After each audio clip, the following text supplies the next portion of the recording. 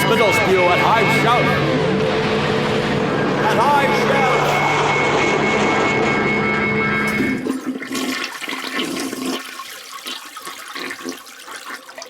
All right, this is the beginning. Cool. The beginning. Mike Wilson, What's Giancarlo. Caccamo. Is that a shock? Is that a stage name? No, that's my last name. Yeah, you probably should bring the mic a little closer. Caccamo. But if you Unless you pronounce want- it, like a steering if wheel you, you if can you lean read it back with? backwards, if you read Caccamo backwards, it sounds like Omakak. Wow. Caccamo. How long have you been in show business?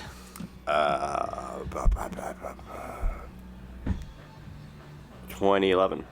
2011. You know the time, huh? When was it? Was the star over your manger? Was that the day you decided? No, that was. I don't consider this like college as like my introduction into it until like I finally started getting to like the plays, and then like they had like a deal with like an off Broadway area, like where. Are you answering this question seriously? I am. Yeah. I was being really sarcastic. Oh, okay. Well. Okay, so Yeah, Zach's a dick. when Especially I started podcast. working the haunted house, so that was when I'd consider it like the beginning. okay. Yeah. Because that's when I started like writing and like really performing for like that's how I made my rent. You got paid to work at the haunted house. Yeah, I got paid. Like that's how I just made my check. That's pretty Okay. cool. Just for clarity, because Zach didn't exactly explain to me what is exactly you do.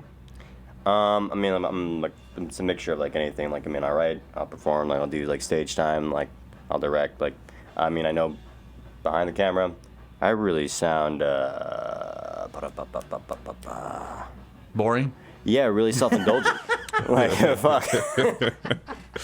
Yeah, no, I just like I said, I just didn't know because it sounded like you did writing and stuff. I wanted to get a better idea. No, I actually didn't know all that stuff about you. I just knew that you were doing some comedy stuff. You didn't ever really divulge it. You can keep going. I was curious. Once you actually had an answer, I was kind of curious to where you going with it. Yeah. So you were born in a haunted house. Born in the bottom of a well silo with only a copy of a Richard Simmons VHS tape to keep me company. Spent like 5 years there, gained a vitamin D deficiency, so now I'm like very pigmented. Like, but when I was younger though, Yahweh like, ben Yahweh. Yahweh, man, he's coming after me. I spoke against him too many times for the sake of the art. I spoke bad against Yahweh to keep the customers happy, and now I sold my soul. I'm sorry, yeah. It's the vitamin D deficiency. If it wasn't that, you'd be fine. You're in like a dark like room for like your shift. There's very minimal lighting.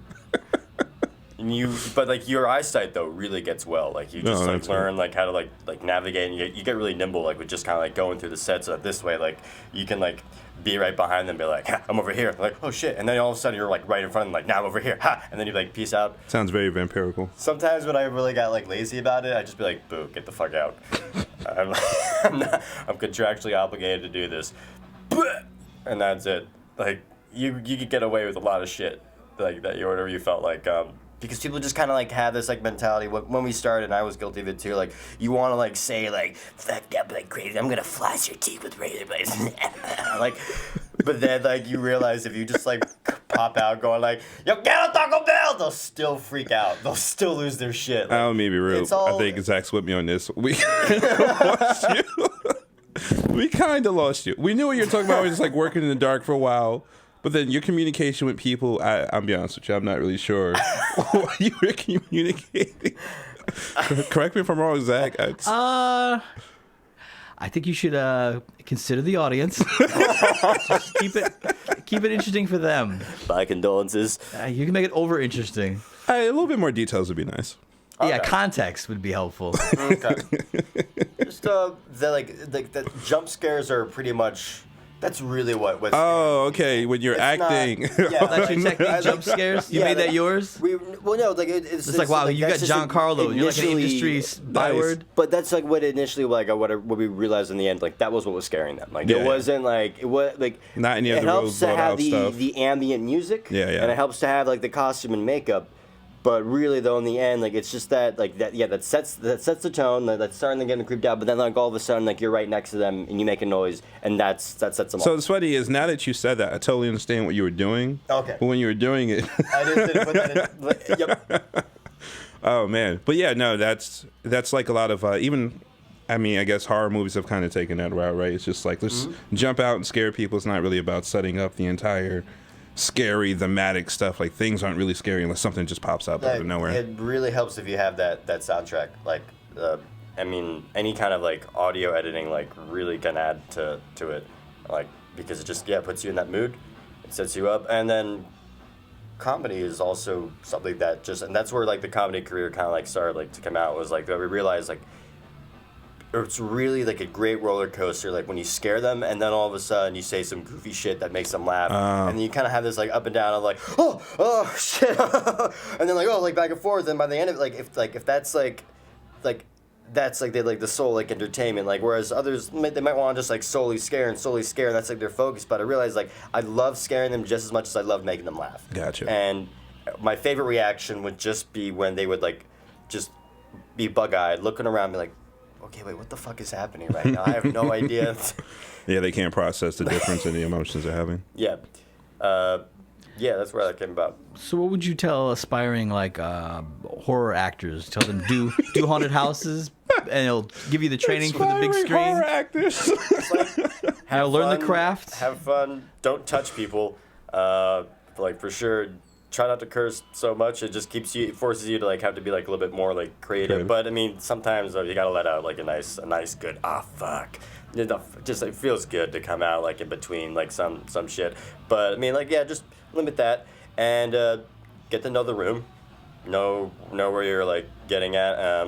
Adjust, like wait to see them in the dark, and then just remember like it doesn't have to be psychopath Ted Bundy shit. Like it can literally be whatever the fuck whatever you want to like come out and like and say. You want to go up and like whisper. Like you don't have to kidnap people while you're doing it. Oh, so there's no character description. There's you you could do. Are you like Daniel Day-Lewis? You just fucking freewheel it. You just make it whatever. Like. Yeah, nice. You want to be like a cheeky lawyer, like trying to do like an ad for his shit, like and like props really help. Look for props. Look for like costume pieces. I'd say like that's like a really like turning yourself into a character actor. If you like see something that's like, ooh, like there's like what kind of like character is that? Like that's like a ringleader character. Like okay, there's a doctor. That's a classic. You have like a trench coat, the Flasher. Like they're like you see. That's not the like, first thing I thought, but yeah, okay. Yep. And then like props too. Like I wrote the cheeky lawyer. No, props to you, bro. I think you're really good at what you do. Touche. Yeah. I'm humbled. That was real. Like my boss, he just said like I found this in the hall. Just see what you like. It just like was this business card. It just said Jerome H. Diamond, attorney at law. And it was like, okay, then we like worked it out. Like we like got like this like cheeky business suit, and it's just like they come into the room and it like says like psychiatric ward. I'm like, hello everyone, please step into my JoJo. My name is Jerome H. Diamond, attorney at law. Listen, do you gotta go ahead and you gotta get a divorce, but do you want to make it seem like it was the kid's fault? I can help you out with that. Just ask my old client. And then like I turned back to her and she's like. I was like, yeah, I guarantee you, folk, I got her a brand new Cadillac. You ought to know by now, I get results. Don't let me sue your ass. You start like writing like shit, like and like the more the customers start to come. It's a haunted house or an annoying house? It's a migraine factory. No man, that sounds great. Like a lot of fun would just like be how customers reacted. Hey, are you facing indictment from the IRS? Is bankruptcy knocking at your doorstep? Has the wealth value of your wedding ring not sustained your marriage? Do you want to make the divorce appear to be the child's fault? Are you undergoing deportation due to fear of immigration? Does transmission fluid need to be checked? Atrocity exhibition need a patent? Isolation license need to be renewed? Auto-suggestion overstepping the bounds? Incubation shed not producing enough Kevlar zinc splices? I'm just spouting out a bunch of Joy Division song titles at this point. I'm Jerome H. Diamond, attorney at law and shit acolyte, and I can get you out of almost any jam. But don't take my word for it, just listen to a testimonial from one of my clients. Designated personnel of HRQ 37.89 Duck Duck Goose. Take it away, Miss HRQ. You heard it right, folks. I got him a brand new Cadillac. You ought to know by now, I get results. No haggle, no hassle, no bullshit. You got bad credit, you got no credit, then too bad, asshole. That's not my problem. So come down to my office. It's completely located next to the Mercedes-Benz with the bigger car lot next to the freshly painted Cargo Barrel. Don't make me sue your ass. Is there like a Me Too issue in the Sure, in the industry you in have haunted houses? Folks, so not Like people not in terms touching you with like customer, a third arm or I've gotten groped before. Like she thought it was cheeky, and I was just like, seriously, and she like turned around and smiled. I was like, you can get away with it because I mean, like honestly, like the customers were the punching bags, and they weren't really gonna like go out of their way to like call security. But when you did have security on point, we had this chick Elaine. She was the fucking best because she was always looking out for us. Would like bring us like drinks every now and then, like. But like yeah, like when a customer gets their hands on you, like we say in the rules, like you don't touch the actors. But really though, like they get away with it like all the fucking time. And like you'll just be like security, and like security's just on their fucking phone, like doing nothing except for Elaine. Elaine was on point. I fucking love Elaine. Goddamn. But within like I remember my manager, she's going, okay, so so-and-so's gonna take their break, and then afterwards like you'll be relieved and you'll be able to take your break. It's like okay, like thanks for the show. And she's like, all right. My tits are down here. I'm like, what? It's just really nice if you appreciate them, like every now and then. It's like, what the fucking say to that? Like, I just like it's like, you have to like respect that I'm like, because well, like people, it takes a lot of training and it takes a lot of will when you wear the low tank top for me to just keep eye contact. And like be respectful in that way, and then like you gotta just undermine and be like, no, I want them to be gazed upon. It's like, all right, fuck. Yeah, no, that one's on you, man. Okay, I'm on her side. I need give me a disclaimer. No, that's pretty messed up. But we're always though like I mean like I didn't feel like I needed like go take a shower afterwards because we were all we all got to know each other and really in the end the customer was the enemy. Like you gotta like scare them, and like if they'll have this mentality of like don't get scared no matter what. Like I'm coming to the house to have fun, but I don't want to get scared. So it's like why are you coming here anyway? Like if you don't want to have fun, like just embrace it. I think it's like they take it like as a personal test, like of their own like will and their own bravery, like which is like fine, but you could still have fun by just but like just really want to be a Debbie Downer like in those like points. So we bond over the fact that like we stick up for one another. And the first one that I did, the first haunted house, because it was such a few select people in the cast. Like we had like 6 people working in like 12 rooms. Oh wow. And we made it work. And so we always were just like playful and buddy. And in the downtime, I mean you literally had just nothing to do except to keep each other entertained by just goofing off like and making up our games like and just kind of having fun like and improvising like because. In January, you might get like 10 groups in a 5-hour shift, which is probably like a total of like 1 hour working. Okay. Like so, like you just like a lot of like sitting around, dwelling your fingers, too much. I think I got like caffeine poisoning at one point because I just kept drinking coffee like instinctually, like, not knowing what else to do with my time. But like with customers, you have some customers that are like really like looking to find anything to be like, oh yeah, now I can complain to like the manager about this, like, and then like because they want a haunted house. Yeah, like I with a group like they came in. I was like, everyone, I'm sorry, I recently came out. Yeah, as a racist, sorry. And they like me like take a frown. I'm like.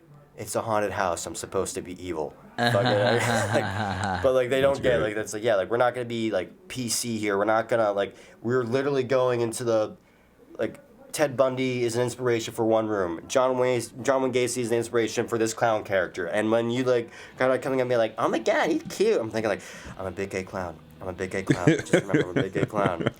Hey, what do you think if they had like a slave ship haunted house? That would be awesome. It's never gonna happen, but you could make it happen. This podcast might make it happen. It would. The fact that you've said it, now someone may take up the challenge. Okay. Hopefully Somebody else black. wants to. I just don't see. I see a lot of trips to Home Depot putting it together, and then within about 4 hours, it took about 6 weeks to construct, 4 hours to burn to the ground. You know? Man. But I mean, if you want to be scared, I mean, fuck white man's fears. You know what I mean? What about your fears? You know what I'm saying? I kind of take offense now that I think of the haunted houses and all the sort of Eurocentric Dracula fucking bullshit. It's just like, that's the white man's fear. That's not my fear. That fear doesn't speak to me. You know what I mean? It's not what I'm afraid of. You know, shit. You got your fucking haunted house in Times Square. There's the fucking police precinct down Times Square. That's scary to me. Shit. I'm just saying. I think it would be, you know, something to consider, and it wouldn't even, you know, it wouldn't even have to be that dramatic. I mean, some of it just might be you have to set that table. You know what I mean? I'm just workshopping ideas here. You have to like wash a horse. You know what I mean? You just can't leave. You know what I mean? You just can't stop when you feel like it, because the minute you say some shit, then you get fucking intimidated. Immediately split the kids up from the parents as soon as they walk in. Oh shit! I love it. Abandon her child. What's that? I had a mother abandon her child.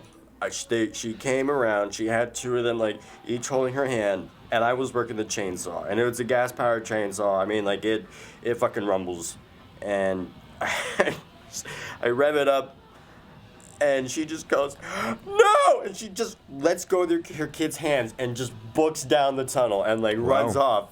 And the kids don't know what, like, they immediately just start crying, and I'm like, holy fuck. Like, I turn off the saw, I'm like, it's okay. And they do like one of those like little, like, they like kind of like pinch your sleeve, and they're like, ah. And then it's like, it's all right, come on, let's go find her.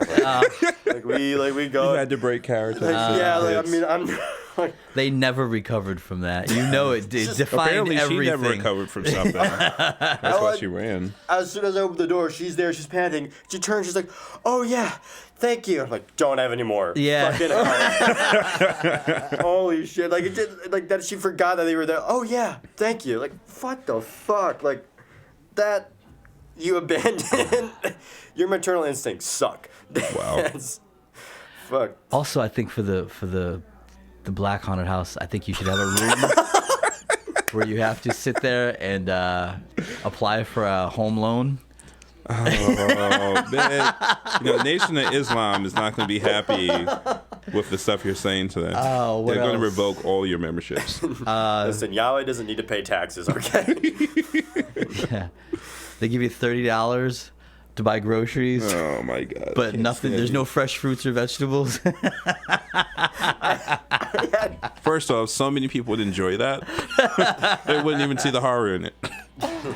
I had like literally a part where like I just was bored and I had a copy of Gödel Escher Bach and I just like brought them into the room and I read Gödel Escher Bach to them for like a solid like page and just saw them like get really bored. What is that? That's like I'm trying to remember who's written by it, but it's all like on like Bach's music, like his music on like circular logic, Escher's painting on circular logic, and Gödel's like math theorems on circular logic, and just basically like how like they all. So he would like flip in between, like he'll like maybe be like, all right, like have fun with this theorem like from Gödel, like and then he'll like show like here's this like picture by Escher, and then like here's this song by like Bach, but if you invert the song, if you flip like the thing backwards, like it's also like playing a different thing. I'm paraphrasing with that, but it's just like he'll get really, really like in depth, like into like what he's like currently discussing in the moment. So I just read that to them. Sometimes I do it in like Truman Capote's voice, and I like just would Wow. sit down, and you just see them for like. This is a haunted house. And I explained like, all right, I was trying to bore you to death. That didn't work. Oh, to death. So now You put a little thing now on I it. gotta rely on Rhonda from the 5th level of GERD. She's like behind like the little cage, like that. They're like, yeah, and so they like the way It's that cool they really let you get- guys be that creative. Yeah, though. they like when people would get like really though, like get like invested, like when you would have customers really like still freaked out, even though you'd be like, I'm actually doing mundane shit, you're getting like freaked out. Be like, yeah, this is Wanda, like from level 6 GERD. They're like, wait, now did you just say level 6? Honey, I'm sorry, honey, we have to go back. I can't. Like, he said level 6. Honey, level 6! It's like, That's funny. it literally doesn't fucking mean anything, but, like, you just, like, their imaginations are really what gets them in the end. Like that causes them to, like, to just play out, like, all these scenarios in their head, and they really end up scaring themselves for the most part. Have you ever met David S. Pumpkin?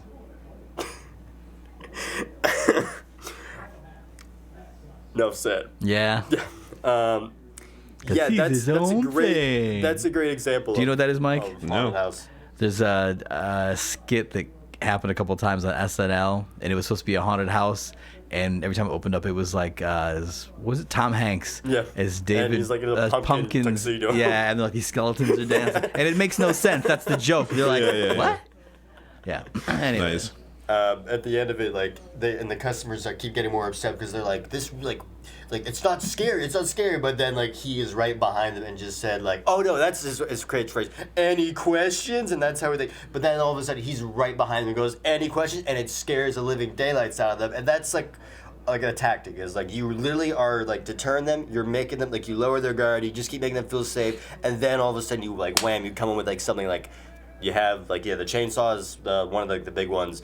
But you just kind of like ease them down, and then you come out with that pop scare, like, and then they freak out, like, because you build up their confidence that it's like, okay, this ain't scary, like, whatever, fuck this, like, and then like before you know it, I'm right next to you, like in your ear, and I'm just like, I love you, I believe in you. No, that's great. An honor is when you make someone piss. I've had 3 pissers. No. What? Yeah, when you get someone to pee their pants, man, that's just like that's really? like achievement. And I've gotten 1 shitter. No. It was like literally I scared this couple, and then the guy in the room right after me, he came back. He's like, "What did you do to them?" I was like, "I just did like a." It's like that guy definitely fucking just shit his pants. I was like, How do you know? How can you tell when a person gets they're right next? I don't get the opportunity all the time, so I don't know the earmarks of someone shitting their pants off the top Well, it of was my a head. combination of of the style, but he said that like the way that he was like walking, like where he had like that huddle hunch where he was like wanting to hug his wife at the same time, keeping distance in the bottom area. Yeah. That's unfortunate. And I mean, I remember that this old lady, like it was like really like just heartbreaking. She just like she stops and she just starts to she's like, I pissed myself up, goddamn. I was like, it's okay, you get a free pair of underwear. Like you just have to show them the piss stain. You're good. She's like, oh. Okay, you should have started taking off your underwear. You're like, you're still in the game. Oh man. And they'll try to get cute. They'll try to they'll top you with their hard knowledge, and she's just like being like one I had this like real snuggle. They'd be like, well, I'll see you in your nightmares. And I was like, yeah, I'll see you back at home. And she her face just drops like, yeah, mine's better. Fuck you. Wow. We're going back to like that, like Me Tooing stuff, like with customers, like feeling like how like we can like we're paying money for the tickets, so we can kind of like do like whatever, like be those like people. well, like so now they own you and you're about. Yeah, like and folks Okay. just feel like, hey, like I can like touch them, like we're getting. You can add that to your slave black experience. What's that? Well, that they pay, so now they own your body. Yeah. Oh. You can add that to your idea. That was right there. Well, Yeah. doing sex trade. Nice. I feel you. But I remember like having this one girl, and she is with her male gay friend. At first, I thought they were a couple, but then I realized obviously you're not gonna be That's what she trying. thought. You're not gonna be trying to make out with a guy in front of your boyfriend, obviously, and then that's when I realized he it's like, oh, okay, I started to see it, and I was like, okay, I'm sensing that, it could have just been her straight friend, but going off, that was my assessment. And I go do the pop out. They immediately drop to the floor, and it's like okay, give us some space, let them recover. We don't want lost on our hands. I go to my this they call it the box, and it was just this area in this wooden area we have a little trick door, but then you have these little windows and areas where you can kind of do another pop, and the friend just keeps on moving, but then she kind of sticks her head around. It's like, I've made out with clowns before, and it's and then she's just holding on for a couple minutes. I'm like, all right, I have more people coming. You just have to go now. And she's like, what? I'm just trying to get some. What's your problem? It's I don't care. Get it. You're not worth it. Get out. And then I go and I have to do the exit. So I go back around, and they get chainsawed. And she comes and the friend's just kind of he just kind of comes by, he sees the door, he makes his way out. And she's like, your friend just chainsawed my face off. It's clearly not, because you're still as ugly. Because you're still talking, bitch. And then she comes out afterwards, she won't move. And she's like, no, I'm not leaving. And it's like, okay, I have people coming, like, and so I place my hands on her shoulder and I move her like to the stair, like I'm like, you have to go, like, get out, like now. And she's like, so I move her to the stairs, like, you have to like you have to get out. I have other people. And she's like, well, guess what? You just missed a really great fucking opportunity. He's like, guess what? You just got rejected by a clown. Ha! And I slam the door, and I hear her friends start cracking his ass up. I'm like, yeah, fucking win. Nice. Wow. Man. Turned down by it. Wow. That's interesting. Oh, and it came out. I mean, like, everyone immediately, the clown, everyone's like, oh man, it's it. But like years like before that, like they would be like, oh dude, it's American Horror Story. It's just like American Horror Story. Yeah, people always have a frame of reference. Yeah. And they just kind of like forget like this has been done like before, like, and but like, yeah, American Horror Story was like one that people commonly kept being like, oh, it's just like American. And I'd be like, I hate you. Fuck off. Oh man. Yeah, I don't do haunted house. I've only been in like maybe 2 my whole life. Didn't dig it. Okay. Yeah. Yeah, I don't like being scared, so yeah, let's stay away from those things. It's not for everyone. Like I like it, like enjoy, like especially like to see the sets and what they can really like create and do. Like, I mean, that's some pretty awesome. No, it's effects. cool art shit, but I would rather do a walkthrough with nothing going on. You know what I mean? Yeah. Than just be like because I remember when I was a little kid, there was like this black and white checkered floor and a fucking strobe light, and it was like painted in just a way so the room didn't seem like it was straight because you're only seeing half. You know, I thought the image was cool because I had seen Kiss when I was like 6 years old. I was like, this would be great for a band, but like I was distracted because I was waiting for someone to jump out at me that never did. You know what I mean? So yeah, you're right. You scare yourself, but still. Sleep No More is like a really good, like, because they're not scared. Like the actors have all their roles. Like, have you been to Sleep No More? What? Have you been to Sleep No More? Sleep No More. No, I have no idea what that is. Really awesome. It's kind of like a take on Macbeth, but the thing is that like it's like 3 floors in this like complex that they're all sets, and the actors do a loop of their choreography, like going around like what they do in the rooms, and like they don't do dialogue. Like it's like through dance that they have their kind of like their dialogue. I think I've heard of this. And it's not technically scary. Yeah. It's like a what's that term I'm looking for? Like it's dark. Like a performance, so to speak. It's dark. It's macabre, and the sets are really beautiful. And also I kind of like just being more like. Is it immersive? Is that what it is? Yeah, immersive. It's like immersive art. You're allowed to like touch the props and like open the drawers and like kind of like look around like and engage. But like when I got myself alone sometimes in like around the sets, I'd be like, wow, like this is like I feel like I'm in a movie. Like I feel like I'm in a noir like right now. Okay. But then you have one called McCaney Manor. So Sleep No More is not so much like a haunted house as it is like an immersive experience. Yeah. But I mean, like, you still get some chills. McCaney Manor is literally a bullshit haunted house where people literally pay, they have to sign a waiver, and you just get fucking tortured. You get berated, you get belittled, and you get waterboarded, and they just do this whole like thing, and it's like, yeah, it's only for the real hardcore. Like it's like that's for no, weirdos. Man, anyone can fucking get scared if they're being waterboarded. Like, well, I don't want to be in a room with someone who wants to be waterboarded. You know what I mean?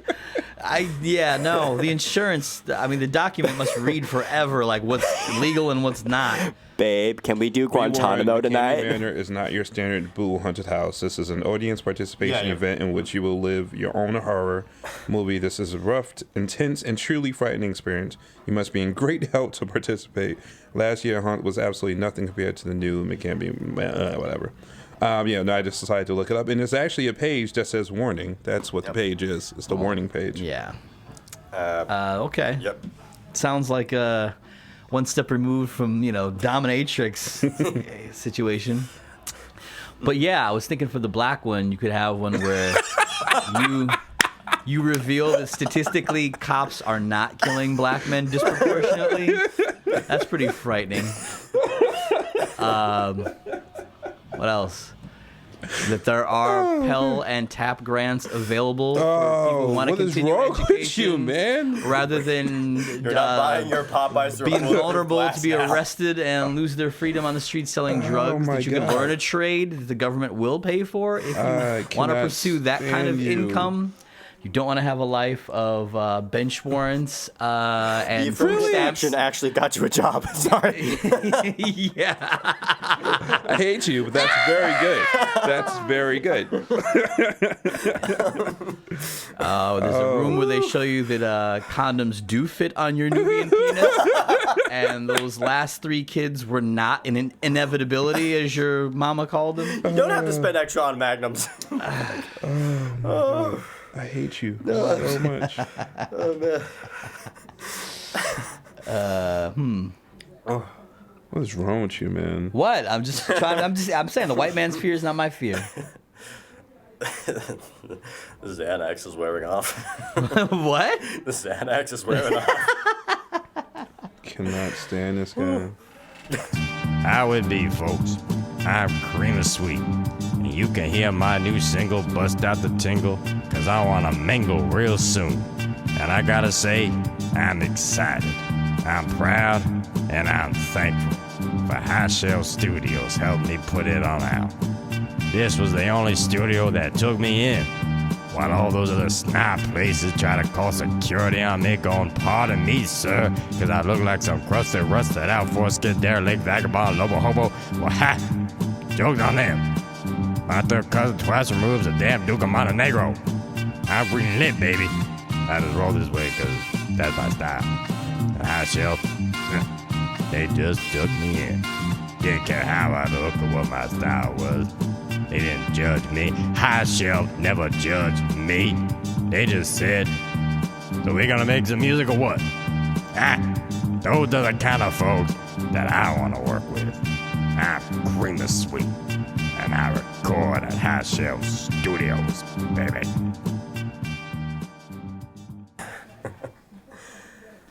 So what's going on with you, Mike? Chilling. You got shows coming up? Apparently, I'm doing ChemFest in April. What is that? ChemFest is a black comic book festival over in Jersey, happening in April. And my friend, the Gata Negra, she invited me to rock out with her again. I did it last year, so she was like, "You want to do it again?" And I was like, "All right." Her name's the Black Cat, Pretty much. and she does what? She does hip hop as well. It's very alternative hip hop, so to speak. She's a little kind of Japanese influence with, like, you know, kind of talk about life stuff and kind of poppy at the same time. Electronic music. It's a nice mixture. Where is this? Jersey. I don't remember the city because I'm really bad at remembering addresses. But yeah, it's at last year it was at a high school in Jersey, and this year I think it's supposed to be moved to another location, something bigger, because it's supposed It's to like be an long. all-day thing. Yeah, you get there like 10 a.m. You're there till like maybe 5 or 6. Kind of like How do you spell it? Khem. So yeah, Kemet. Oh, Kemet.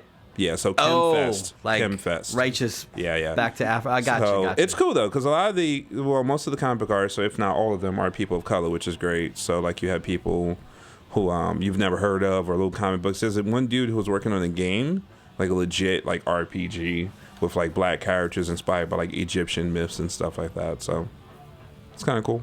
Okay. Yeah. Be rocking out there doing my very thuggish music I was telling you about earlier. How's that going? Did you have a single that got 2,000 hits or some shit? Yeah, it's 2,000 streams. Oh, so you do look at my page. I see. I don't know what you don't send me. I just see what shit comes up, and you ask me about okay. other shit. I'm like, no, I didn't see that at That's all. okay. It's totally fine. You stalk me. So It's called Subscribe, I believe. such a faithful fan. So no, I dropped a song with Megan Irving, the lady who's working with me with the band, who's been here a couple of times now. Okay. Hi-Chef. Megan Irving is an R&B singer, soul singer kind of person. She's dope. So we did a song called Love Is. We actually did it like last year, but I finally put it out. We did like a shoot with a dude named Christopher Carr, who's the owner of Brooklyn Wildlife, which is a really dope artistic movement in Brooklyn. He's been doing stuff for like 8 years. He's great. What's that about? It's dope. It's just this really inclusive group of people who do all types of art, everything. And I know he's a photographer. He's a really good photographer. And so I had him do the cover art for it, and it just came out beautifully. So if you want to check it out, Love Is, The Real Mike Wilson. Find it everywhere, somewhere. At some point, a barrel is just on the screen right now. Yeah, that was a beer. I think it was an ad. I think we just missed an ad. I see. Okay. Yeah, I'm trying to keep the copyrighted content out of the it's background noise. Where- Do you have that on YouTube? It is not on the YouTube because I don't have it in video form yet. It's like on Pandora and Tidal and iTunes and Google Play, all the places where people would pay me to pretty much. Gotcha. Also, I mean, like, God forbid you use any word above 5 letters because that might get copyrighted. You know? Very true. At some point, Michael Stipe said that word, or Liberace, or Wait, which word? Any other, any word above 5 letters. I think you might have the. Oh, the they're already possibility, owned? like, yeah, Oh, wow. by Webster. Fucking hell. Wow, I didn't know that. Webster just copyrights all the words. That'd be great. That'd be funny. Can't say anything officially. Yeah, right. But yeah. We have to like develop our own language from that. Like, That would be amazing. I would love that. Oh, man. What about you, Zach? Anything new with you? Just trying to keep the studio happening, really. That's all that's really going on. How's the studio stuff coming along? I didn't get the chance to bother you about that. It's coming along. Thanks to you, we've had some paid gigs. Oh, no problem. And no problem. Chris Campion, who wrote Escape from Bellevue, he's going to be here and he's going to record some stuff, which is That's pretty cool. So that's going to be fun. He's a nice guy. Cool. So yeah, just trying to get it up and running. that was Yeah. great, man. So you guys hear Nice. that? If you guys need some studio time, come down to Hi-ShelfStudios, where the studio is high shelf. I don't know. You guys need a catchphrase. Yeah, Something better than we're that we're one. working on the pitch. I would like to inform everybody that we are. Just because we have a recording studio doesn't mean we sit here and write the music for you. This that's is an not extra a fun charge. factory for sound. It's to record what you've already been working on. Yeah, that's pretty much it. Whether you have something prepared or not, the clock is still ticking. Yeah, and you're not hiring us to be co-writers or. You can go to Craigslist for lyricists for that. Yeah, and Or Fiverr. Another good Yes. place for that. Oh, no? Fiverr. Fiverr. I don't know that. You don't know Fiverr? You know Fiverr. no. All right, I'm really not going to plug Fiverr right now. I really thought you guys just knew what it was. What is it now? Oh, okay, now I got to plug them. So Fiverr is just like Can you spell that, please? Fiverr. So 5 with 2 R's. Gotcha. I think. Anyway, so the point of it is pretty much that you hire freelancers to get certain things done. That's all. Okay. But if you ever want to train, they always have ads on the train for them. I've used them before. This is cool. Yeah, half Graphic the ads now are designer. so clever. I don't know what the hell they're talking about. Yeah, I was just like, all right, you just. I put a lot love of money in that. I love the min thing. Like I'm forgetting the proper name of The hymns. The hymns, yeah. Yeah, what the hell is that? It's like some Viagra. It's supposed to. I don't know, because they have I think we're talking the hers too, and it's like Yeah, I think it's literally- some. It's just products for men and products for women. I think it's like a sex stimulant pill or some shit like that. I don't know. Well, all the Yeah. fucking everyone's doing. I love how they also act like everyone's deprived of intimacy. It's just like sex is so fucking cheap. Why are you? What are you talking about? It's like that's how you know it's moved on to like idolatry status in Babylon. Sex is just gone because it's like it's the cure for everything. It's the pick me up, and it's like, oh, you need this. You can't. It's like coffee in the morning. Like I gotta have this because my life. It's like shut the fuck up. So you don't need any hymns, is what you're saying. No. Well, first of all, my philosophy on, being sexually aroused is date people that you like, and you really don't need a fucking pharmaceutical product. That's me. That's my theory. I don't know. That sounds really difficult. Dating someone I Is it like. a pill? Yeah, they're well, pills. It seems to be numerous products. Like Yeah, not all products you for can men. glean from it is Because I've seen ads where it looks like there's things for shaving, like for men shaving, but I've seen ads where it's like for women with birth control and like different things. Like it's just general products for both men and women in different ways. I don't know. I've never looked them up. I've just seen the ads. Yeah, wonderful ad campaign, guys. You just confused everybody. We're not moved enough to find the. But what about I don't know if it's OkCupid or the other dating app, but the DTF ads. Have you seen those? Yeah, those I think are a bit crass. It's like this is public space. Down to fly kites. Yeah, I think that's really good. That's how you can tell the age of the people who've moved into the advertising world now, because the references and their mores are just on display. It's like what they're willing to. There's no pullback. Like, oh, we can't say that. It's like, no, we're all in this together. Like, no, we're kind of not. Try you know what hard I mean? AF. Yeah, but just the Did see those? Yeah. Well, the try hard Yes. AF. yeah. Really? It's like you moved here. And I like look at the old lady next to me. I'm like, she doesn't know what that means. She would not be happy with that. Like, if your child asked, you'd be like, Yeah. shit. I think it's goofy. It's like no one's trying to be classy. I like to say classy with the lip. But no, I don't know. That's one thing I don't like. That it's like with it seems to be no one's trying to be an adult anymore. It's like everyone is all rebelling at the same time. be Like, well, then you're creative, taking away the thing to rebel against. I get that, but what if you look at that from the opposite point of view? I think they're trying to be adult, and by that, they end up being like these kind of spoiled kids making this big deal because they think they're being adults. Into like algorithm, like, and like what's it like trending right now, and so they like try to be like, yes, like this is so mature, like right. It's like, yeah. Like they think that what they're doing is actually a very mature and adult thing. Right. They don't see it the way you're looking at it. Whether or not Like it's true. it's fucking stupid. like it requires a level of intelligence for you to get it. Yeah, it's like, that guy doesn't know AF because only us adults know that. Like, for example. Oh, jeez, really? No, I really think that's the perspective behind it. They really think that. Well, okay, that's funny. That's a group of people that are the most vocal actually think that people don't know what they're thinking. Yeah, you know what I mean. Like, no, that's all we ever fucking hear is what your ideas are. It's like again with my black hate. It's like African Americans always like, well, white people don't understand. It's like they fucking understand. Everyone white that's been alive has been alive, while other black people that are alive have been alive. For the record, it really isn't. You're not in some fucking Castle Mordor that no one has ever visited. For the record, Zach does not hate black people. He's part of the 12 tribes. I'm annoyed with African Americans. That's what I am. And now in Black History Month more than ever. Oh, man. It's just like, did you do anything Black History related for Black History Month? I didn't go on fucking Facebook for the last 2 weeks because I got tired of everyone fucking talking. I'm pretty sure all of our ancestors didn't go on Facebook, so that's good. What's all what? So the joke being is that you did something Black History people would have done, not go on Facebook because it wasn't available. To Oh, go I on. see. It was. Yeah, no, I don't know. Is there something that black people do that's a fucking novelty that's outside of regular human behavior? No, I was just asking if you like write a book or something. I don't know. Like maybe went to a museum. Just any kind of like, hey, let me just take an extra moment towards it. I don't know. I had some Gil chicken Scott the other Heron day. track? Does that count? No, that's the opposite of the point I'm making. Is that racist? Oh, black Now, if you people- had some chitlins, maybe we could have a better conversation. Okay, yeah, I'm not ready for that. Yeah, my problem with the whole Black History thing is I get why it's there because there's a problem. There's a denial of education. There's information that I get why it's necessary now. What I don't understand is the behavior of black people. It's like they spend 28 days talking about people who've done something exceptional that were black, people who've done something intellectual that were black, inventors, people who have done these great contributions to society against all odds and are shining examples of success against all odds. And then for the other 11 months, you talk all the time about how every fucking cop hates you, white people can't stand you, the banks won't give you shit, and life is kicking you in the ass. And it's just like, which message gets ingrained? What? And Drake's album is the greatest. Yeah.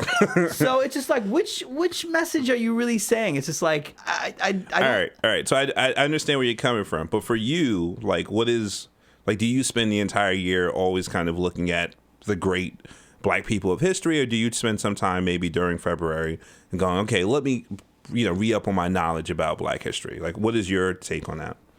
Like, specifically for you, not about culture, society, or people. I see it as a utility for the community of America, and great. It doesn't do anything for me. It doesn't make me more interested in reading a black author. I mean, you're talking to somebody that's biracial, so from the jump, it's true, you're half racist. I have no allegiance and that's the black to side. either side. So I don't feel that I need to do a literary pat on the head for a group of people that I live with on a constant basis every day of my life. But also, there were and I'm using air quotes here, my research years of blackness that I think has put me leaps and bounds above a lot of average African Americans. They all would say something like, well, black every day, so I have to fucking know shit. And it's just like, and then there's all this shit historically they're missing. They can't even look at, the present reality they're in and see it for what it actually is constructed as. You know what I mean? So, yeah, I quote unquote did my time already in black awokeness. So I don't really feel that I may read a book by a black author in June. I'm open to that, but anything right now, no. Also I don't think that I question the whole idea of, it's like the classic rock radio stations. You'd think that they only Led Zeppelin, only the Doors, have ever made any significant contribution to rock So and you're roll in saying the that 70s. you don't like Dr. King or Malcolm X? Well, I think that there are so many. Listen, I get your point. I'm Negroes love to teasing you. fuck so much that there's so many black people that I really don't have to regard Rosa Parks and MLK as the the icons of oppression or whatever you are, liberation. Of liberation would be, yeah. Yeah, I think we all get it. I think there are enough of the cultural wallpaper that you don't really need to, jump over any barrels to understand what the hell's going on. I think there are some interesting people to read up on. Yeah. Like who? Well, you're gonna think I'm doing it for comedic effect, but I think Nat Probably. Turner is an interesting person. There are some contemporary people like I forget his name. His last name's Cohn. He's a writer. He wrote a book called The Black Theology of Liberation, where he talks a lot about Christianity and not the typical how it was manipulative of black people, but its beneficial contributions. And of course, if you come from a position that the Bible is all full of black people, Yeah. it's interesting. From that, I think that's James Cone. James I think Cone, he has okay, some cool. interesting stuff. There's a book called Wretch to the Earth by Franz Fanon Oh. that I think is interesting theory on oppression. I mean, he was talking about like the Algerian conflict, but I think a lot of things that he wrote about are kind of a blueprint for getting your ass, getting the boot off your neck. Okay. Amir Baraka also. I kind of, as far as reaching back and reading about a bunch of people that I kind of agree with as far as their position, Black Panthers are probably the number one any group that have any notoriety. Their viewpoints are definitely, I can get with that immediately, because it was dope. just, they were very clear about, it's not about being racist, it's just about taking care of our own house first. Yes. So that I'm about that. Because to me, if there's a conflict, then there's supposed to be this idea that at some point the conflict will be resolved. But I think with the African American situation, I think so much of it is just I think, hasn't Days of Our Lives like one of the longest running soap operas on TV? And I think some of this this stuff going on with the conflict between quote unquote African Americans and white Americans is just, there's so much invested in the problem that the solution isn't worth, there's no payoff on the solution. Gotcha. The money's in the conflict. Issue. Yeah. And everyone's identity is in the conflict. I know people that, if white got together tomorrow, they'd lose their fucking cash. Speaking of which, didn't a black and white person get married today, and that's causing issues for others? Without giving too much detail. Like I told you, my rants come from reality. Yes, my sister got married to a white man, and Why do you have to say it like that? White man, No. white devil. no. But the funny thing is part of the problem is she picked the wedding in a remote location, so she didn't have to deal with family shit because Well, it's just very smart. some of the family have spend that on your honeymoon. Seriously, just get the wedding over and just enjoy the fucking honeymoon. God, I don't understand why folks opt out. Sorry, I was interrupting though, but No. traditional oversaturating for one fucking day, when you could really have a boss ass time, and buy save so much money and spend that somewhere else, and be let's just do the ceremony, quick, and then it's we're married. Well, yeah, that's the thing too. Is all these cultural fucking ideas that people just adopt. It's well, look into them. Some of them are only a couple generations old. True. What the fuck? So it's just you said well, we're gonna get together, and the very first thing we're gonna do as a couple is to go into debt. It's and what is the number one problem people get divorced? Money. You know what I mean? So it's no. It's you don't have to do this. I mean, when you put it that way, Zach. Or Jared's. He went to Jared's. Fuck you, Jared. You know what I mean? I don't have to fucking buy a diamond ring. Part And of the if- ceremony is just each wife, and then the wife and the husband shooting themselves in the foot, what? Yeah, why not? Doing that That's for just each as other, well. There you go, honey. I love you. Yeah.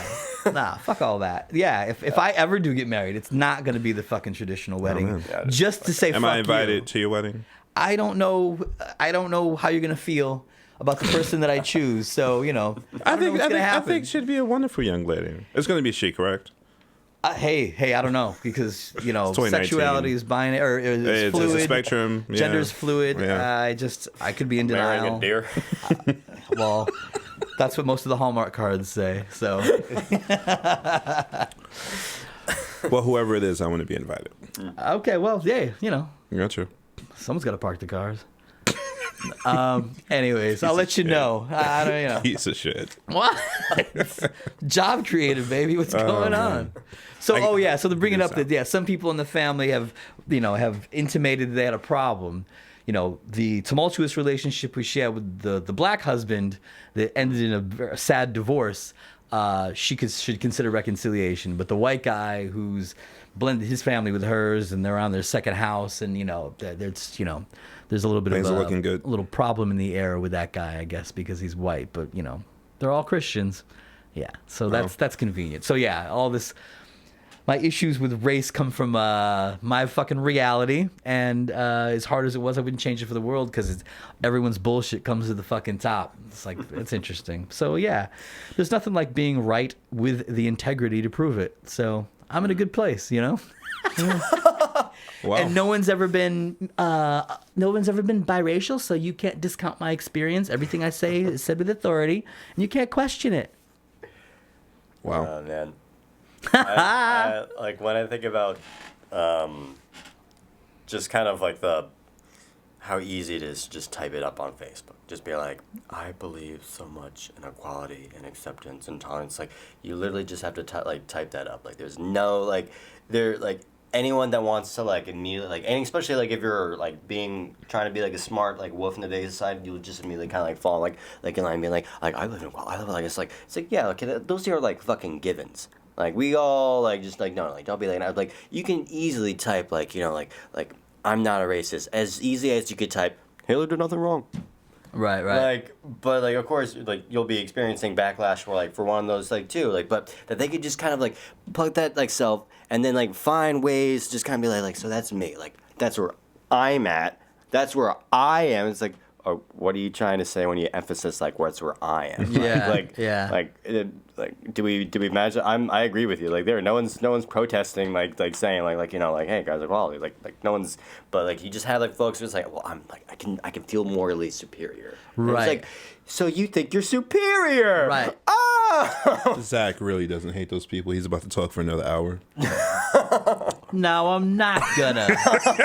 I will do the worst I can think and withhold my opinion from you.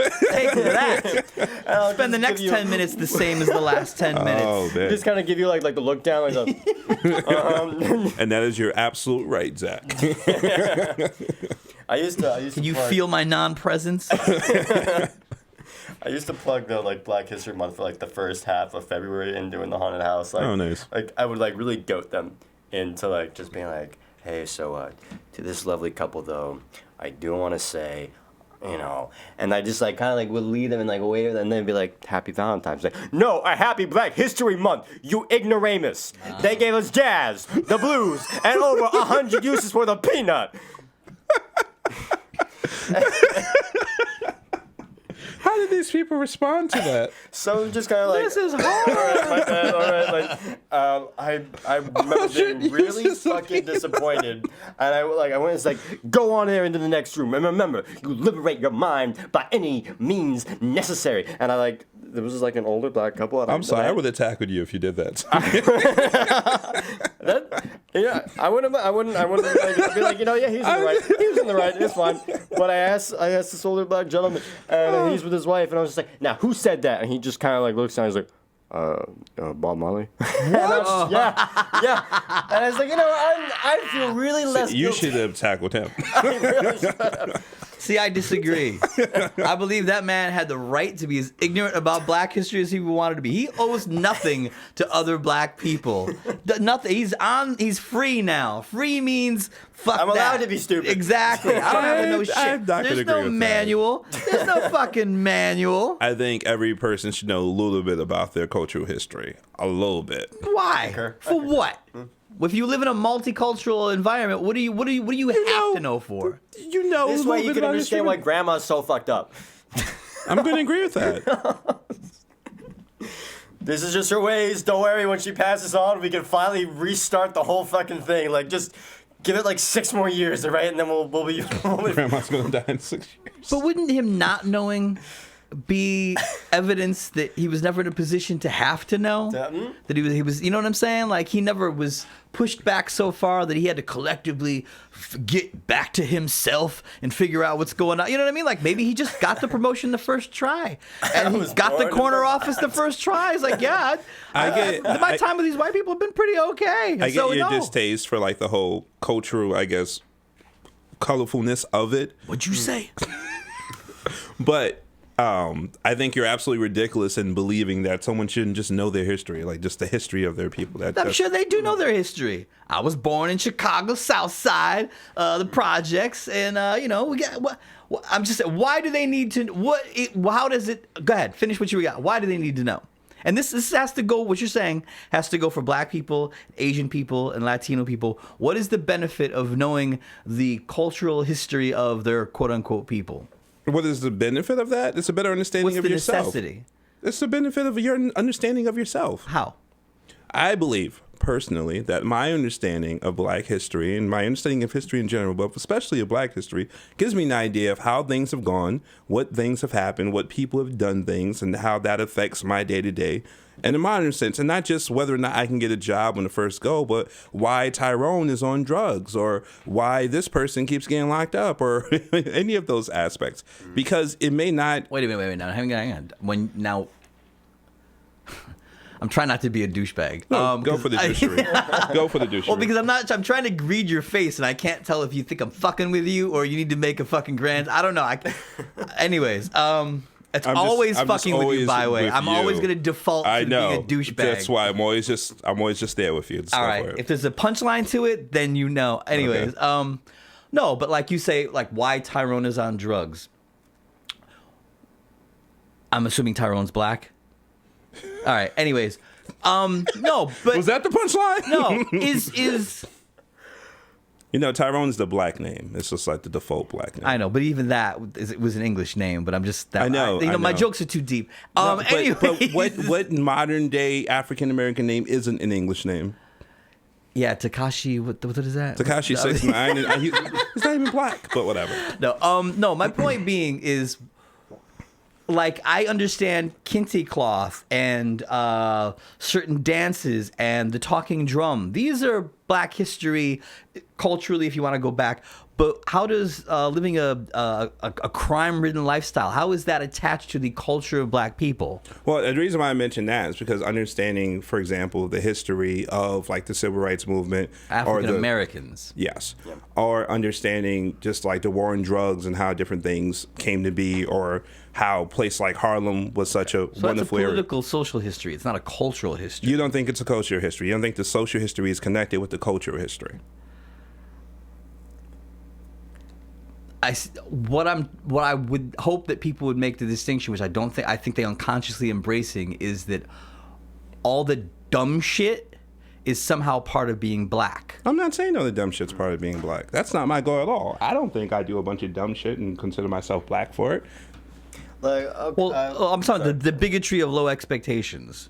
Touche. Do you understand what I'm saying? It's like, that's what I'm saying. It's just like Craig and them getting arrested every weekend isn't, to me, it's something that Black people deal with all around the world since the beginning of time, since the Fertile Crescent. That's just them dumb niggas. You know what I'm saying? But we're talking Black people. If we're talking African Americans, that's a different story, because African Americans were arrested for stupid reasons pretty much since they were American.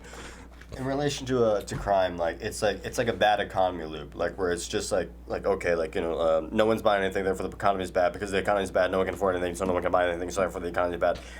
You have that with crime in the prison system, like especially for Black inmates, and that where it just causes it, where it's just like you can't go out and start over again. Like you literally just end up going back. I mean, so I'm trying to remember like whatever documentary I had seen where the guy said like I would literally go back to prison. Like I'd rather do that than go back to the shelter. I've actually heard a couple people do that, and I work with people who have lived in the shelter and people who refuse to get off of who refuse to actually go for work because it's harder to actually work in the real world than it is to receive government things. Now, don't get me wrong.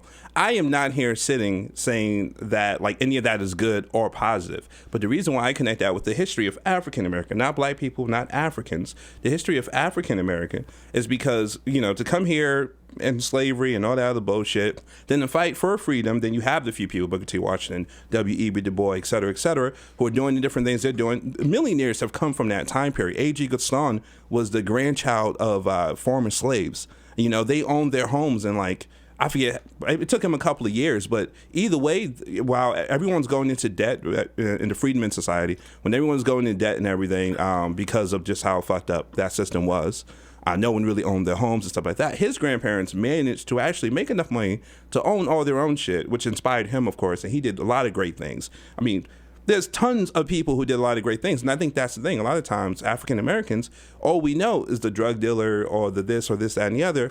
And I think it's important for at least the people I know, who are of color, of course, I think people I know in general, really, to understand that there are people who come from those time periods who had very similar struggles, who made a really, really dope life. You know, the Drakes, the Steve Harveys. No, I agree with I'm being you. sarcastic and I in that wish sense. it was a longer conversation than 28 days. That's what I was saying. It was just like, because for the rest of the time, it's all this other shit. Like, we can't possibly get out of our own way. That's our, you know, that shit. It's and like you were saying, like people like generational project living. It's like, this is all got to stop. Yeah. And this isn't about embrace. It's not in your DNA. It's in your fucking education. Yeah. To piggyback, like with folks having successful grandparents and parents, and then that inspires them to be successful. Like with also the crime system, you end up with a lot of these fathers in prison, and that's like a cultural thing. Like, for the African American society, is that you end up a lot of houses fatherless, and that just leads to it pretty much knocks things down for the child. Where like it's you very can thank the glim, Democratic Party for that. Like You're not wrong. I know. Yep, like that was the people that, you know, they. And you have it so it reoccurs where then so therefore now that's going to be a grandfather of this house, and that's going to just like kind of keep going down the line. But this is how it's where that is important to recall your own culture and knowing that this is like what our kind of culture kind of goes through. Okay, Like, I get it. I just wanted to make the like, distinction that it's not black. When you said it's definitely an African American thing. And yes, if you don't know what's going on, you're going to get walloped. Yeah, because you mentioned your understanding of certain African cultural things. I'm like, that's great.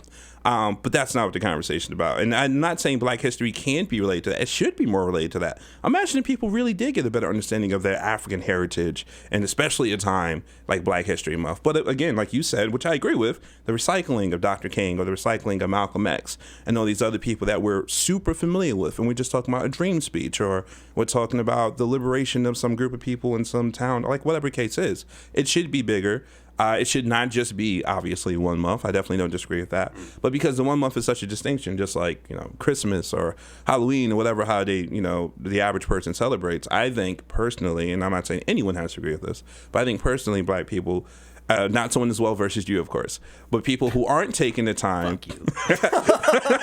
Y'all can't see the sarcasm in the motherfucker's face. But but people who don't actually pick up a book by a person of color every so often, I think this is a time which has been put to the side to just kind of be like, all right, well, let me just take advantage of this cultural, societal shit so I can be a little bit more well-versed. Okay. Yeah. So yeah. I wouldn't say that it needs to get taken away. I think No, I'm not. No, I don't take any of your. In some ways, I feel like it's training wheels. It only helps. Like it can really only help you. Like that's like it would just help like that you do it. Like but at the same time, if you don't do it, it's like that's fine. But you get yourself a leg up if you just kind of like you look. Agree. No, I get all that, and that's kind of But we understand you. We understand. All right, good. Because with the social media, it's just a list of bad things that white people have done. It's like I'm not learning anything about black people. I think, I'm learning about being a victim. Like what you're trying to say, like is that like it's really obnoxious and ridiculous for people to look down on a person for not taking the time to then. Oh, that's not what I'm doing. Do I sound like that? Yeah, I apologize. No, I don't think you sound that at all. When he's made the joke about the guy saying he didn't know who did the Malcolm X quote, I got you. You're like, someone shouldn't. I just challenge. I was just trying to. Well, I know because you're you, and this is who you are. I'm aware of. But who also, you like are. even just for race aside, fuck that. Like it's like you're literally gonna say that was Bob Marley when it's like you don't fucking like you just don't know history at least like in general. Like come on, man. Fucking. I mean, you hear about any means and you just immediately go. Yeah, I'm like that's why I got upset. If you said Denzel, I would have been okay with that because that would just been funny.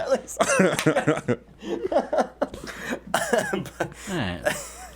Now I gotta put my finger like this and just. Yeah. All right, I have my also finger can't see that. right against my eye right there with the rest of my hand knuckled next to my mouth. Nice. Doing a classic, just to describe to get in the picture there for the audience. There So you go. You're welcome, guys. What your Giancarlo? I don't know, what is that? Is that Italian or French? I don't know where you're coming. Carl's Italian. Are you Italian? I know the Yeah, name I'm is a Italian. fucking mutt, man. Like my dad's his like side Sicilian. Sorry. Hence the afro. With my yeah, no, that's the Jufro actually. With my grandmother's side, I'm coming like from northern Italy, but then on my mom's side, she's from Mexico, but within like my grandparents are from Mexico.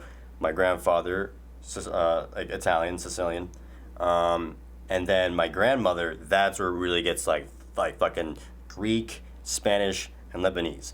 This hair right here, that's where Lebanese is coming from. I see it like literally the Hasidics, they'll see me like on like the train. They'll come up to me and just be like, "Oh, you Jewish, my friend?" And I'll just be like, "No, I'm Palestinian." And you'll never see a person walk away from you faster in your life.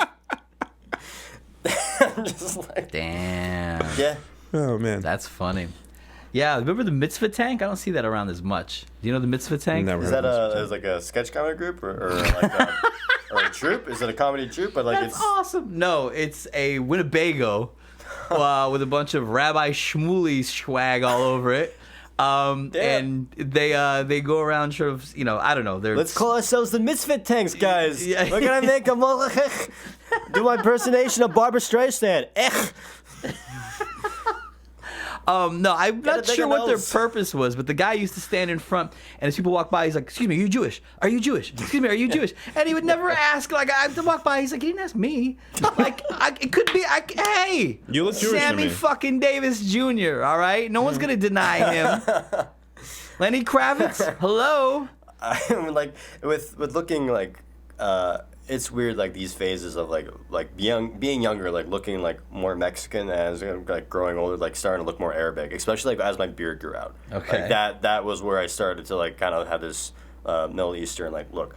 But then from the vitamin D deficiency, as earlier, that's where I started also look white. Okay. But I remember like I was about like 15, and I was with my cousin. We were in Washington D.C. And my cousin, like, he's from my dad's side. He like his mom, like blonde, white. Like he's very much like spiffy young buzz cut blonde boy. Like, and we're going to check out a Liberty Bell.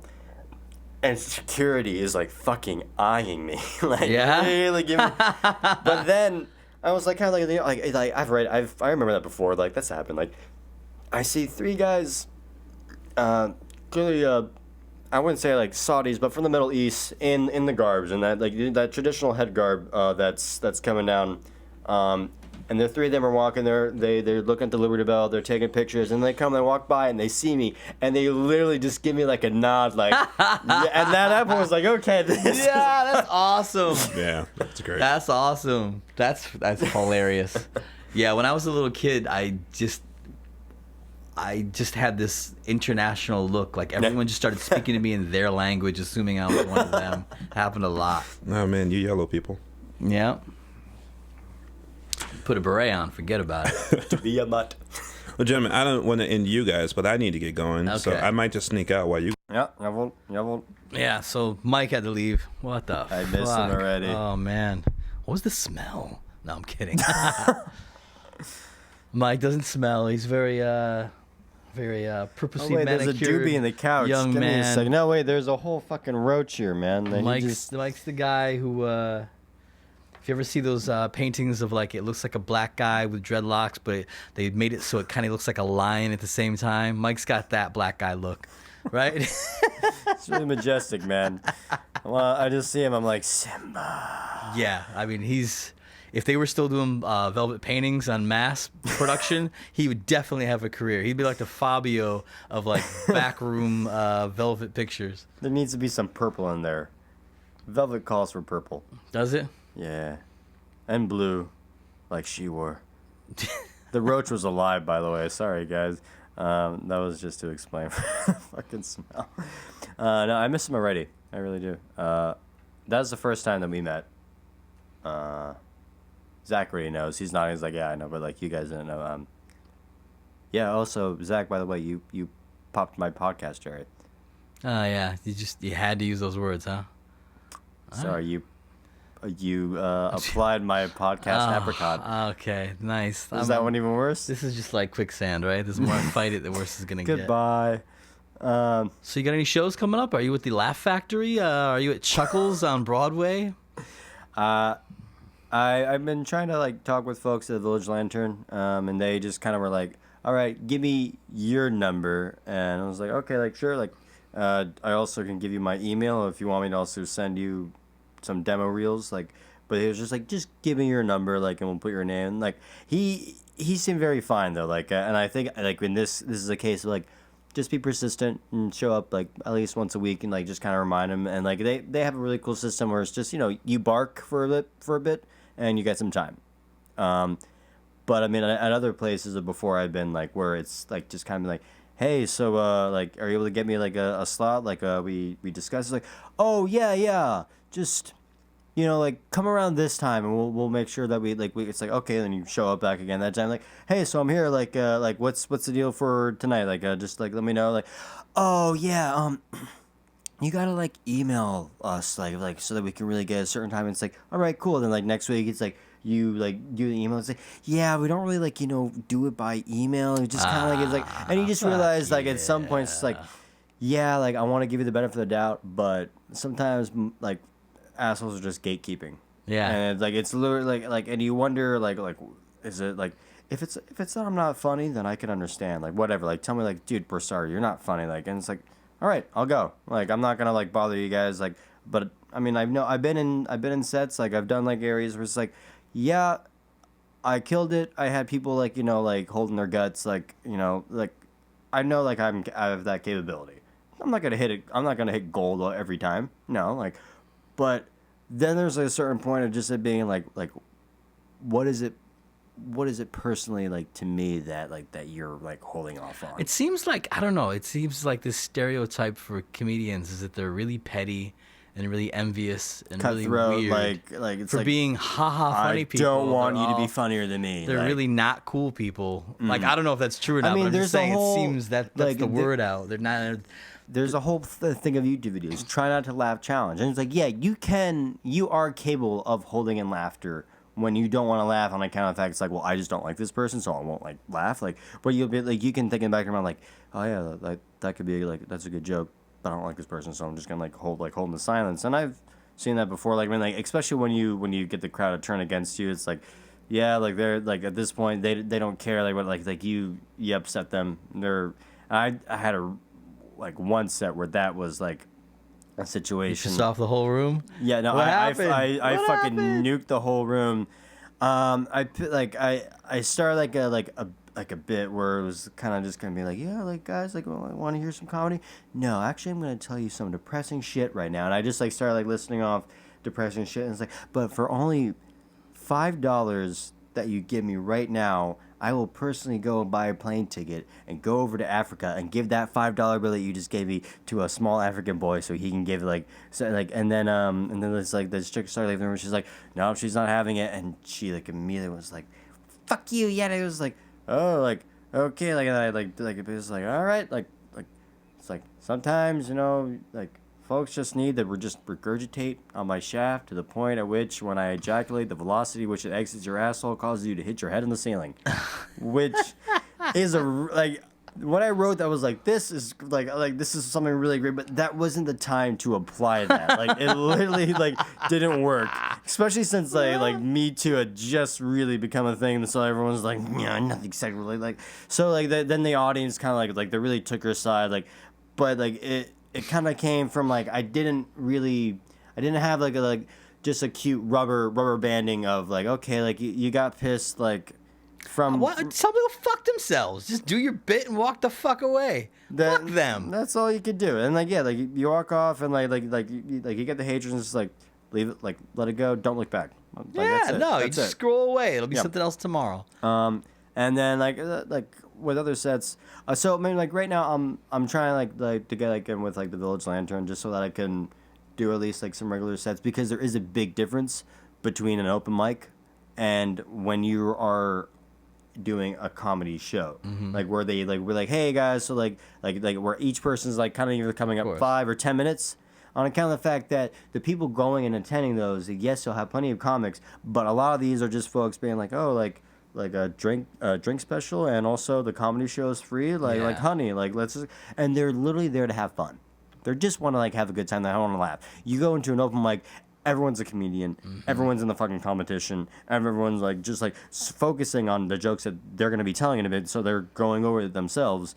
And so you kind of like have like either they're not paying attention or they're just like they're literally just trying to be like I want to hate your material right now. So like just tell me the next thing, and I'm just gonna be like I will think of a way to like to deconstruct that joke so that it doesn't actually work. Right. It's like all right, like we get so, but I mean plenty of open mics, so you have a good welcoming mentality too. And I've been to a couple of those, but for the most part, it is just like they turn into Mac from you don't watch It's Always Sunny. No. Like he just has a really good like thing where he like really puffs up his chest like when he's like getting in defensive mode, like, and like the moment like you just kind of like you grab a pen and you apply to the paper, like a lot of the people in the room just like they go sound like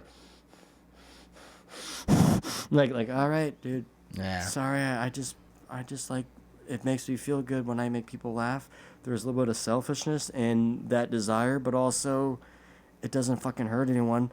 Like so like and then you have like a lot of times like the hosts can be like that kind of gatekeeper where they either like got like taken under the wing, but they can't actually like they don't ever progress past that point. Yeah. But they're really good at like making sure like other people be like, yeah. So what kind of comic are you? Like they really like want. It's like, dude, we're gonna be at a comedy mic. We're gonna be doing comedy. Like, do we have to fucking talk about like comedy history or comedy like aesthetics or theory? Like, no. Like what? How did the fucking Yankees do tonight? Like, I don't care. like I don't want to like talk about well the thing is like the way that he presents and they really like theorize. It's like you're dissecting the fucking frog right now, man. Just like cool. Like, and I enjoy though also like times like observing and like be like, but that's more like on a one-on-one thing. Like I mean like you're a complete stranger and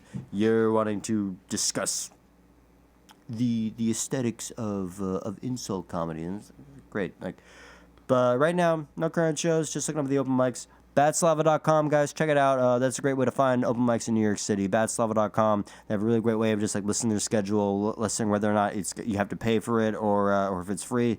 And their addresses, all that information. Check it out. Good website. Spell that? BADSLAVA.com. Badslava. Badslava. Baslava. Baslava. What's that mean? I think of baklava. No, what's Batslava? Why did they choose that I name? think that's just the Slava that was bad. What's Slava? Slavic? What's Slava? I'm trying to break down what the word Batslava is. That's what the name they Badslava. chose for their website, man. All right, well then stop answering me. You don't have to fucking answer. You're like, well, let's ponder this. No, I don't fucking know, bro. Well then say that from the jump. I tried to find the answers. Slava. Okay, all right. Slavic saliva. Yeah, okay. I mean, we do have the power of technologies at our hands. Where's my phone? No, I was just wondering why somebody was trying to encourage people to find them, to access more humor, would come up with a. I'm not gonna say it's dumb. It's bad Slava, people. Oh, shit. It's just kind of like it's like I'm a comedy store or I'm a comedy club. What are you gonna call it? Giggles. And like, shut the fuck up, you know. What was the mitzvahs? The mitzvahs? Mitzvah tank. The mitzvah tank. Yeah. The mitzvah tank. Well, the mitzvah tank, and tonight we're gonna make you ich. That's just like the name of the like they're not like a comedy like they just are like a directory of all the open mics that you can find in New York City. That's fine. All right. Yeah. Never mind. We're overdoing it. Bad Slava. Hey, great. Angry Polak. What? Angry Polak. I don't get it. That's the other open mic website. Really? No. Oh. Okay. So what was our discussion earlier? Or are we sleepy? Do we want to plug this? What do we? Well, we no, at? we just How Mike you left, feeling? so we had to put a bookend on this. Yeah. It's up to you when we cut it off. Sometimes really? we just want to run out of good stuff to talk about. It might not be interesting to other people at a certain point. I'll leave it up to you to come up with interesting banter, or I can just hit pause on this fucking thing. Ready